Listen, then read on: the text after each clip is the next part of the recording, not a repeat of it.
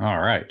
So getting into today's session, we're going to be talking about late summer, fall blooming plants. Now, I don't know if you're like me, and I know I am, I get a little bit tired of gardening about this time of year. It's like, well, we're kind of where I'm at in West Central Illinois here in Macomb. We're kind of in a little pocket of drought. And so we've been watering a lot. We've been doing a lot of weeding. I'm telling you, I don't think I've pulled so much crabgrass in my life before. And we're at that tail end of the hot season. And so it's really that time where maybe we can reflect and think a little bit about our gardening and landscape here. And then maybe we can then experience and plan out what can we do for some color in the fall. Now, what we're going to be looking at here today is going to be, for the most part, perennials.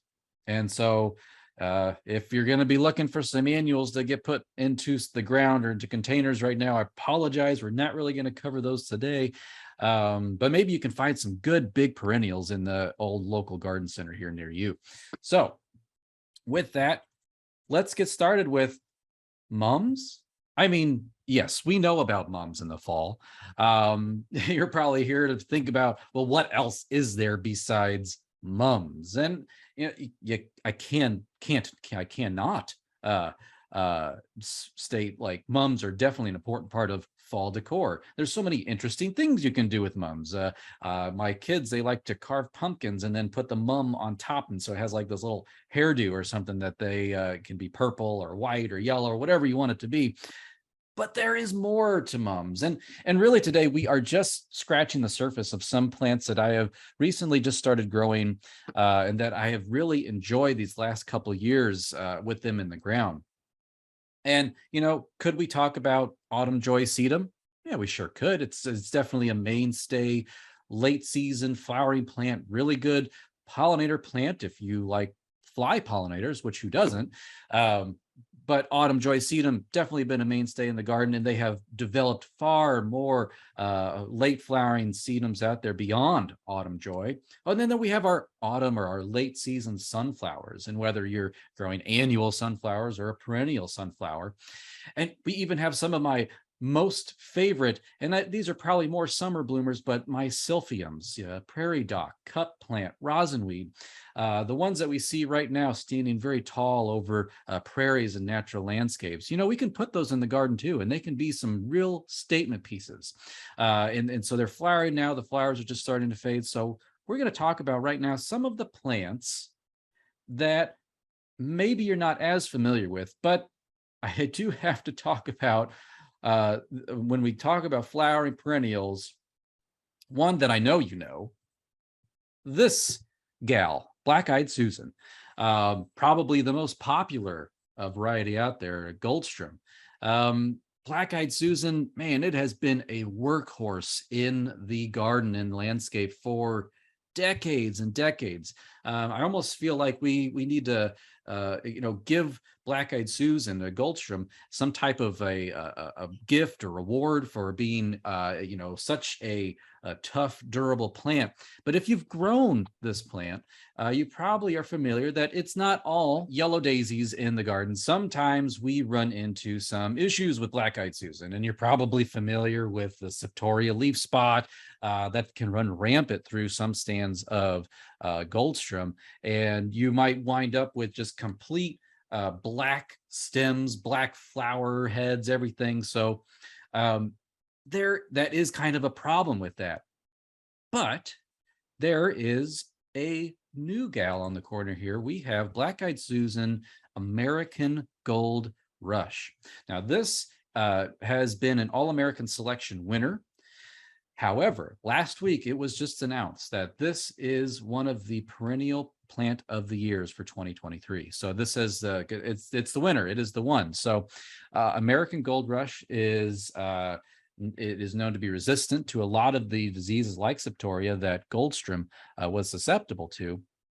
and it grows in a much kind of more, as you can see, you can almost see the individual plants here, the mounded shapes of where each individual plant was initially planted, and they'll move and meander throughout the landscape, in terms of what black-eyed Susans tend to do. And the reason why I really wanted to put this in the up front here, this presentation, is I love black-eyed Susan, and I love to incorporate this into a lot of the other plantings that we're going to be talking about today. And so in terms of when we think about we're painting a picture here with our landscape, we can use, if I could borrow from Bob Ross, he usually starts by painting one kind of solid color there on that canvas. Black-eyed Susan, that's my color that I start with. That's my base right there. So American Gold Rush, once again, AAS winner, and now perennial plant of the year for 2023. Now on to some plants that maybe you're not as familiar with. This next one here is iron butterfly, which is a type of ironweed. It is a native here. And so this is pictured here in my garden, flowering last year. And you can see in terms of the flower blooms, they're bright purple, and they're kind of dainty. But boy, I'll say the buds are dainty, but when they open up, it's really just a big explosion of color right here. Now, this was a selection that was made by Alan Armitage, and I would say growing into horticulture, we have two mainstays where we learned our plants from. We had our trees and other woody plants guy, Michael Durr, but then our herbaceous Bible that we follow is written by Alan Armitage. And so, when he selected this is a fantastic, outstanding plant. I wanted to try to include some more current pictures. So unfortunately, it's not blooming right now, but this is my backyard right now. So the ironweed is the more dainty, fine textured plant that we see here in the foreground. And as you can tell, I got those black-eyed Susans, I'm mixing them in there wherever I can. And we can see a couple of the blooms on the interior plant just starting, but look at that. There are hundreds and hundreds of buds getting ready to open. So I would say next week, maybe a week and a half, this plant is just going to be a huge pop of color in this pollinator bed that I have right here. Just a few other plants that you might see in this picture. We do have a couple of daylilies. I call them ditch lilies, but they are daylilies, popping up there on the left side of the screen. In terms of pollinator use, I've actually seen quite a few bees on these this year. And so, I've been saying I'm going to dig these up. I'm going to get rid of them. I'm tired of them. And then I saw some bees using them. So how about I'll dig up some, and there will be definitely others left in the soil for next year. On the right side, we have Joe Pyeweed just finishing up blooming, still a great pollinator magnet. But those are kind of as these blooms begin to trail off, my black-eyed Susan, that mainstay, is really going to keep going strong all the way until frost. And I'm about to get this massive pop of purple here once this iron butterfly, ironweed, opens up. So it's been a really good plant. The other neat thing about this plant is that as we go into fall and into winter, the stems of this plant really seem to contrast the flower buds, or the spent flower buds, which turn almost like a whitish color, and then the stems are almost this blackish color. And so even as winter interests, this plant still continues to perform. And so I really, really like this plant. And I've really enjoyed growing it these last couple of years we've had it. Now, yes, you know about Echinacea purpurea, or purple coneflower. How could I not talk about this plant, though? I mean, this is kind of like black-eyed Susan. This is one of our workhorses here. It's one of those where I do like to intermix the black-eyed Susan with purple coneflower. And like black-eyed Susan, purple coneflower has had a renaissance of breeding these last decade and two. There's just a lot of interesting colors and shapes and forms coming out there with purple coneflower. Now, purple coneflower really starts to begin blooming midsummer. And some of those earlier blooms, you might see those fade and darken by the time we reach late summer, early fall. But I really have seen a lot of purple coneflower um, push itself all the way until frost.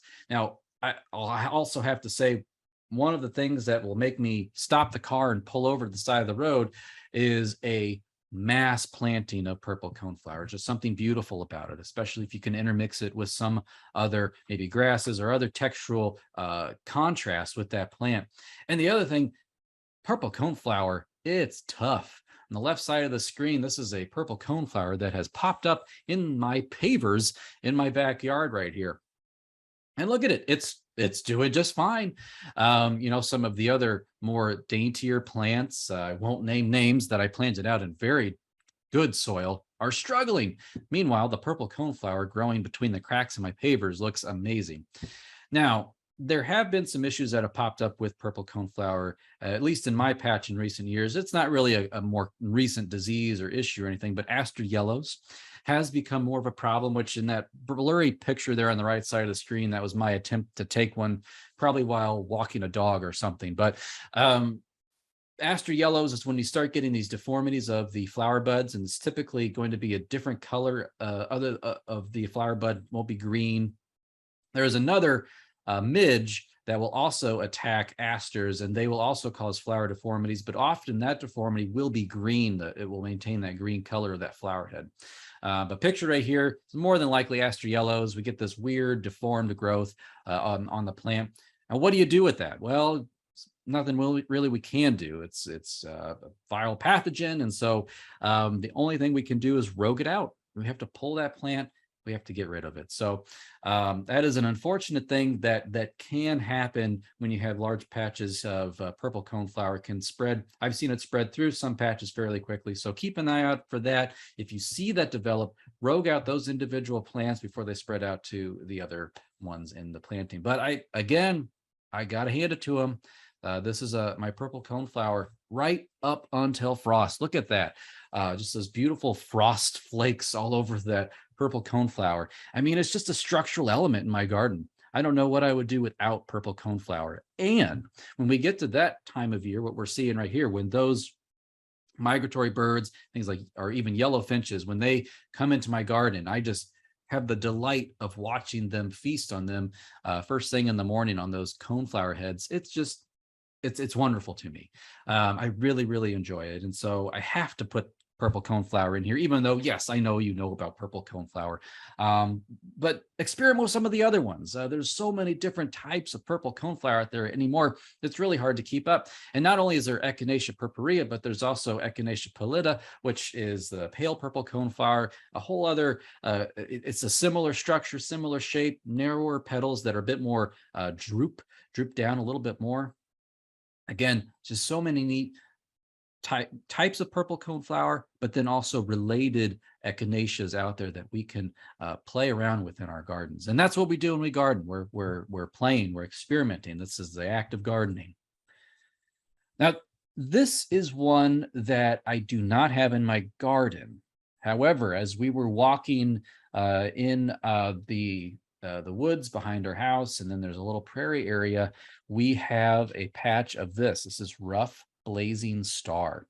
Now, you're probably familiar with the genus Liatris. Actually, if we would drive around most of the, at least I'll say central Illinois right now, we'll see a lot of Liatris, rough blazing star, or just blazing star, prairie blazing star, blooming in the ditches, in natural areas, grassland areas. We will see this blooming right now. And when we went on our walk just the other day, these flowers just started to open up. And the way that this plant operates is that it starts opening flowers from the top and it work its way down. And it's just really neat plant. Everything that we've really talked about thus far has been full sun. This is no exception to that. And also, all the plants that we've talked about and will continue to talk about, they're pretty tough and they tolerate a wide range of soils. And so just keep that in mind. And also, when it comes to my selection criteria, I'm trying to give back to my local ecosystem. And probably one of the most critical times to do that is in the late season when we have a lot of wildlife that are migrating. We're talking about birds, insects, maybe specifically thinking about monarch butterflies, thinking about providing some high quality nectar sources for that wildlife. And so, what we've been discussing thus far, this is all attractive to insects, it's all attractive to birds, and various pollinators that are important for our ecosystems. And so when it comes to blazing star, as I mentioned, there are many different types. Maybe one you might find out in the wild or in the landscape is cylindrical blazing star, which is on the left side of the screen. I think the one that we're most familiar with in terms of putting it into a home landscape or garden is going to be prairie blazing star, and that's on the right side of the screen. And you can see that bottle brush type inflorescence there. Incredible statement. Again, those are the ones that really seem to pop when I drive by on the highway and I see them blooming in the ditches right now. But rough blazing star, which is right here in the middle, it blooms a little bit later than either of these two. And so the flowers for me are just starting to open up in my back 40. And so it's another really, really neat plant. Highly encourage you to, again, check out just the Liatris genus in general. Go to the local nursery, go online, see what the new cultivars are that are coming out with this genus, because there's a lot of work happening here. Now, can't talk about fall flowers without talking about New England Aster. Now, if you're like me, I have planted New England Aster. It's been a great plant. I've definitely seen the benefits to pollinators and to bring in some of that late season color, but boy, it sure does flop over a lot. It gets kind of raggy looking. And so what has happened here is they have developed a dwarf cultivated version of New England Aster called Purple Dome. And when I first saw this picture, I thought, oh, that's a pretty looking mum. That's not a mum at all. It's an actual New England Aster. It is the New England Aster that has been bred for putting it into a landscape where you don't need staking. It's got that low mounded habit. It's well suited, not to the back of the border, but we can bring it up close to the front of the border. It still is attracted to butterflies, birds, all that. It still is a strong performer, will go in almost any soil, average soil. And again, full sun plant. So what's not to love about this? And this is not one that I have planted yet, but I've seen it planted more frequently and more commonly. And it has been outstanding in all the applications that I have seen it. Now, this next one is one that I really am excited about. I think it's really, really neat. It's false sunflower, bleeding hearts. Unfortunately, I didn't have any more recent pictures to show. These are from last year. The plant's a little bit chewed up, because I took the pictures a little bit later in the fall, but absolutely stunning plant. I love this. It's like this orange, yellow. Some flowers almost have a red, purple color to them. It's really an interesting plant. It's a late season bloomer. And it blooms throughout, kind of that, hopefully it will start opening up here in the next 2 weeks, and I'll have blooms, all the way up to hopefully frost. But fall sunflower. Now this one can tolerate, I would say, part shade. That's where I have mine. It's actually right at the woodland edge in my yard. And so it does get a decent amount of shade at the beginning of the day, and then it gets that full sun in the afternoon. It's been doing very well though. It can't go in full sun, but it has performed admirably in the part shade that I have placed it in. Now, I did take a picture of it last week, and that is what we are seeing here. So there are a couple buds. You can see them just they want to open up, but they're not quite there yet. But look at those stems, those dark purple stems. And this is another thing that, as it was emerging in the late spring, that was just kind of like, wow, we had these bright green leaves and these dark purple, nearly black stems as this plant was coming up. That was almost an ornamental characteristic to all of it itself. And so this plant has just been really fun to watch grow and develop over the season. Now, you might see there's some little wire cage right there. Well, that's because the bunnies also find this plant to be delightful when it's small. And so what I had to wind up doing early in the spring was put a tomato cage around it, and I put just kind of like a mist netting or a tulle cloth around it just to keep the bunnies off of it. They hacked it back, I think, twice, and this plant just responded beautifully and just kept growing. And so once the plant got of size, it was too big for the rabbits to even bother with. And so, but I left the cage on, and we'll take it off at the end of the growing season. The one thing about this, and a couple others that we're talking about today, is that deadheading, if you don't want these to spread, you might want to deadhead. This particular one is one where I found seedlings just nearby, scattered around the base of the plant. And so if you are there's different styles to gardening. There are those who the plant has its spot, and ne'er shall it move from that spot. There are those that say the plant has its spot, and I don't care where you go from there. You can fill in this whole space if you like. I'm just going to pull the weeds out whatever I deem as a weed, I guess. Deadheading this one will prevent a lot of the seed from spreading. Otherwise, this plant stays where it's put, and it's absolutely a fun one to grow. I really have been enjoying this one. All right. Speaking of spreading, now we're diving into maybe one of my more favorite ones as of late, the Solidagos. Now, this is the genus of goldenrod, and I know what you're thinking. You see this picture of Canadian goldenrod, and you're thinking, yeah, right, like I'm really going to plant this in my yard. Well, there's many different species of goldenrod out there. And while I wouldn't give anyone a hard time for putting Canadian goldenrod in their yard, we all know what's going to happen. It can become a fairly aggressive plant. Not only does it spread through seed, it can spread through rhizomes. And so it's a plant that moves around and can take over an area. But there is more than just Canadian goldenrod. So let's talk about our first one here, stiff goldenrod. I have become, what do you call it? A goldenrod collector.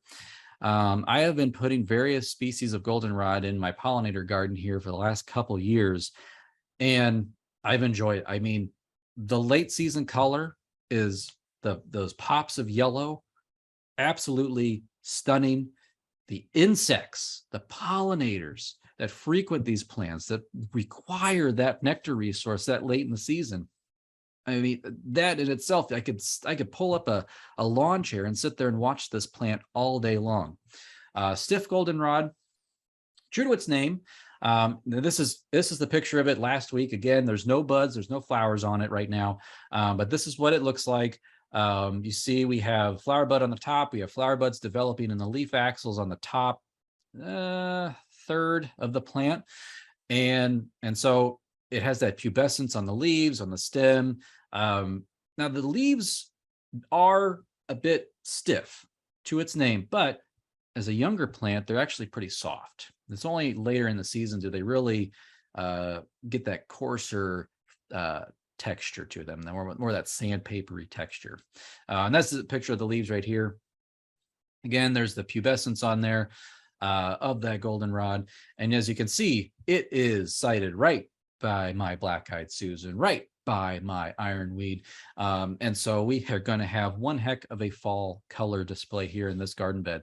And so that's just one. And then the flowers, this is just one that I pulled off of bugwood here. The flowers do hang down from the plant downward and then upward.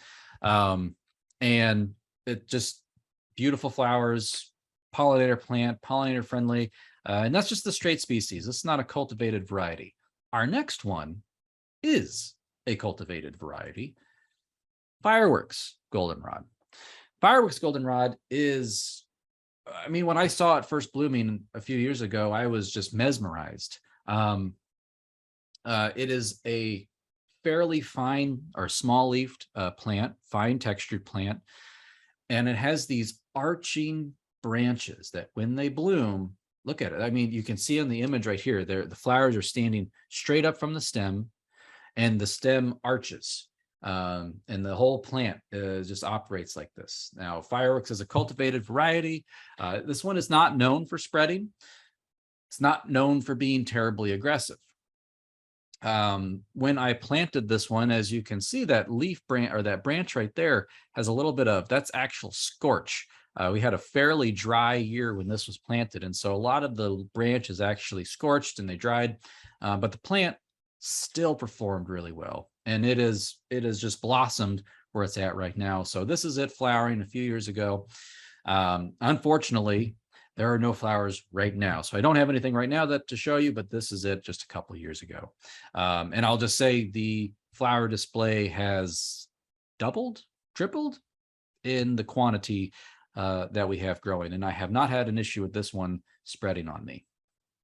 Now, this one, Zigzag Goldenrod, I have definitely seen other plants sprouting and spreading nearby, but this is just a cool one. Zigzag Goldenrod. There are very few goldenrods that are actually, shade or more tolerant of a woodland type setting. This is one of those. So if you have a woodland area, maybe a forest that you would like to create a little bit more herbaceous understory layer, this could be one that might work for you. Zigzag Goldenrod, true to its name, is named that because the flowers kind of zig and zag up the entire length of the stem there. And so just the name kind of makes me want to buy this plant. I did, but this plant has just been a really good performer. So this is in the same garden bed that we've kind of been looking at, but on one side of the garden bed is full sun, and as we transition to where this part is at, this is more of a shaded area. As you can see that right side of the picture there, we have a lot of trees in one part of my yard. The big silver maple there in the background throws a lot of shade for part of my yard. And this is that Zigzag Goldenrod stem there on that right picture. You can see those flowers going almost all the way down the stem. Completely beautiful plant. And then the leaves. Now, if you have trouble identifying goldenrod, this one is a piece of cake. Those leaves, look at the serrated, doubly serrate edges there. So they really do stand out. They're really easy to identify. So if you're still kind of like, I don't really want my plants to spread around, if this is one where you're kind of worried about control and keeping plants in line, at least when it comes to identifying this specific plant, it's really easy. Look at those leaves. They stand out like a sore thumb if it's not where you want it to be. And so Zigzag Goldenrod, this one is definitely, I really enjoy this one.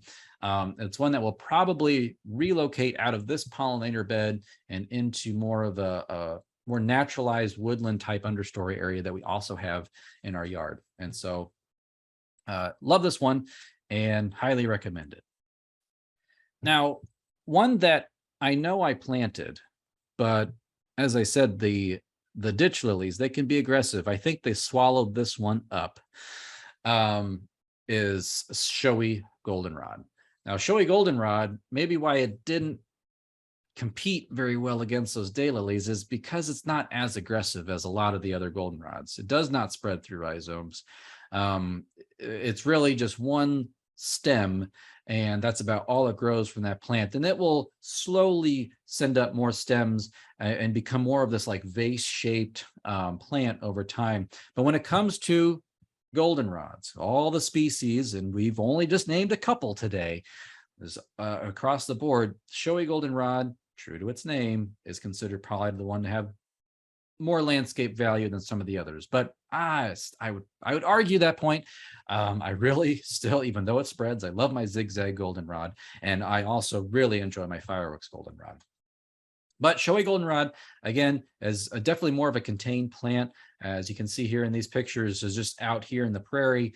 It develops from that base of the plant, creates sort of a vase shape, and it's a really upright, blooming spike of plants or flowers, and it's more showy. It's just more contained. And so if you have a more of a manicured landscape, this one might be the one for you. And I highly recommend, I know goldenrods can be a kind of a touchy subject. Folks might say, well, it triggers my hay fever. Well, here's an interesting thing to note about goldenrods. the insects are on this plant, correct? Well, that means they're insect pollinated, which means the pollen is actually not carried in the wind. So I hear that a lot. I can't plant goldenrod because I have allergies. Well, good thing for you, goldenrod is insect pollinated, so wind will not carry the pollen. What's causing those fall allergies? It's ragweed. That's right. They bloom at the same time, and because ragweed has a kind of a insignificant flower, no one really pays any attention to it. But we see the goldenrod blooming and automatically think that one's in bloom. I blame that guy.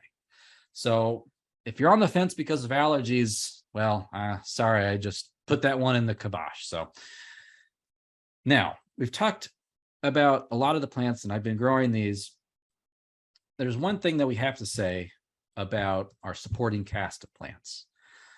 And this can be a number of different types of plants, but I really want to call your attention to some of our native prairie grasses. There's a lot of breeding that has been going on with our native grasses as of late. And a specific selection here, and I'll just call out just because it's like a local hero for us, at least in Macomb, Carousel was actually selected by a local nursery grower in Rushville, Don Bain. He selected this little blue stem, and the selection was, more for kind of the habit of the plant, that really dense habit, kind of upright, spiky shaped plant. And it develops in kind of a purple to reddish fall color, but then as you can see here, kind of quickly turns into more of that gray color. And so Carousel is one of those that I have really enjoyed. And I have to give it a shout out because it's a local selection here for us. So, but there's so many different types of native grasses out there. Now, here we are, this is a snapshot into the prairie. You see the goldenrod growing through there. You see maybe even some of the ragweed plants. You see sumac. You see all kinds of interesting colors and shapes. But a lot of the biomass there are grasses.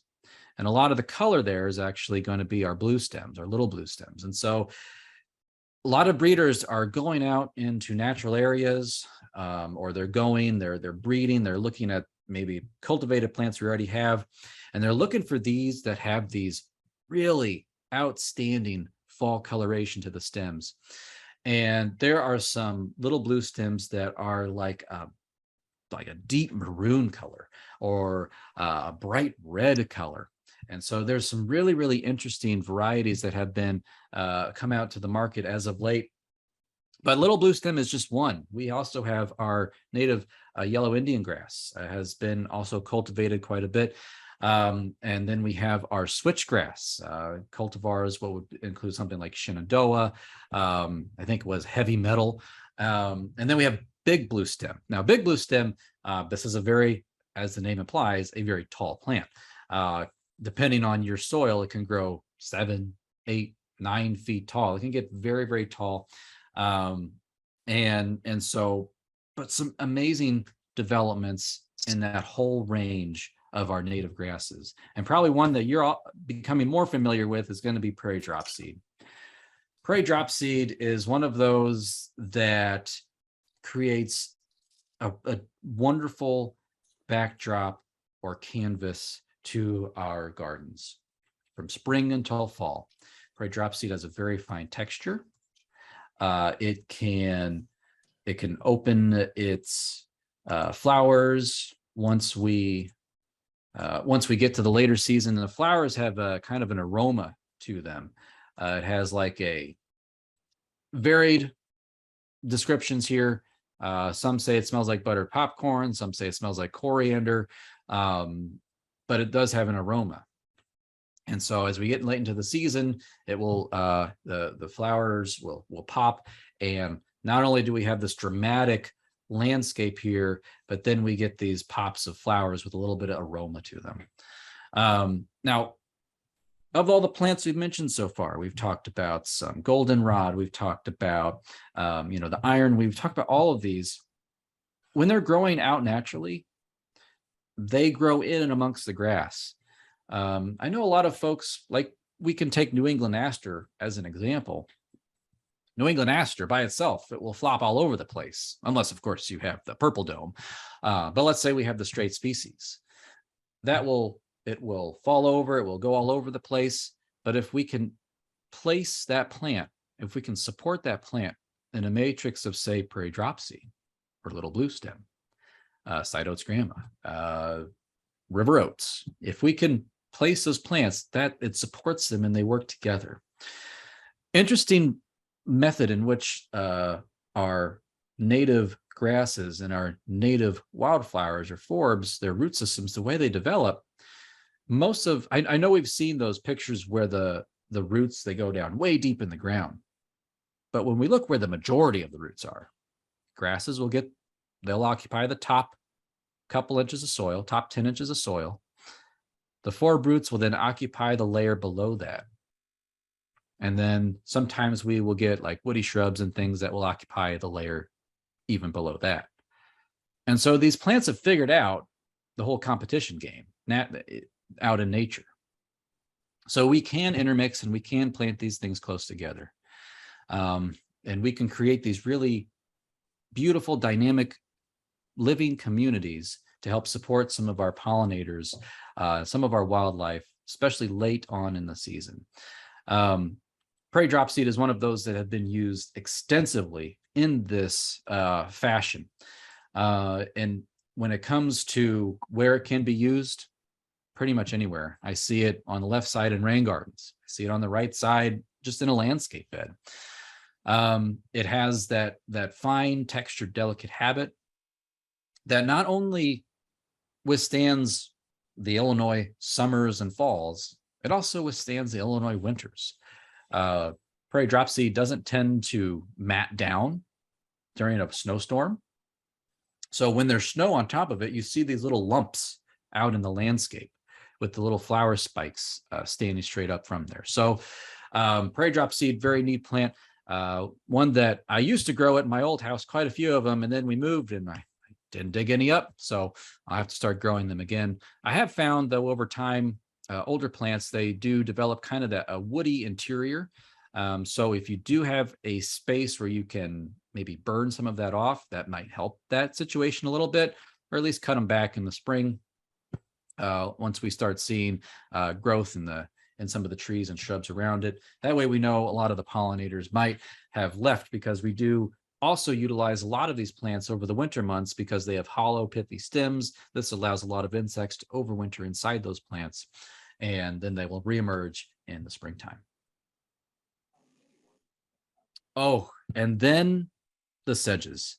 I've just really started to dive into the world of sedges, but I will just say, when it comes to treating your landscape like a canvas, our little blue stems, our prairie dropseed, and now our sedges, it's really that area where our eyes can stop and rest. It's kind of like a lawn in a way, or a water feature, or a fire.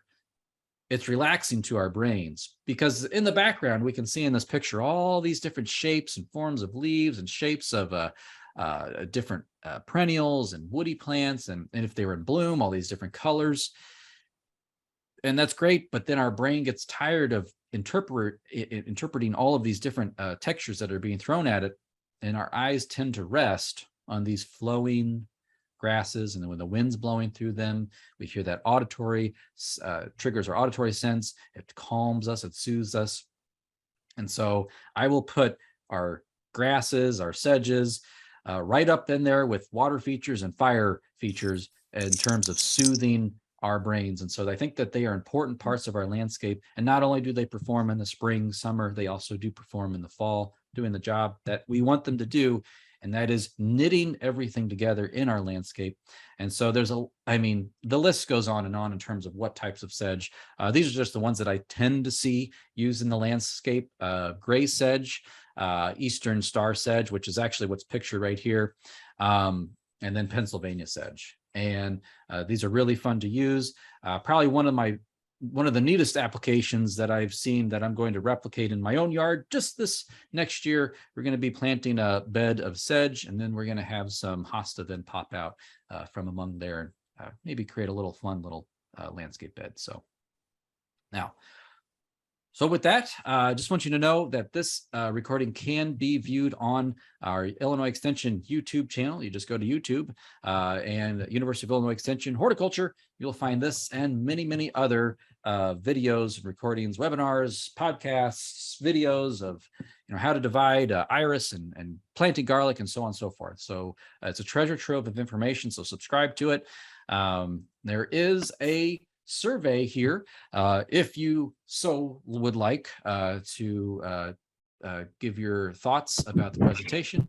go.illinois.edu/bloomseval, or if you can, scan your phone on the QR code. I will come back to this page. I just want to make sure that I let you know my contact information, my email,cenroth@illinois.edu. And happy, if anyone has questions, please feel free, throw them in the chat box.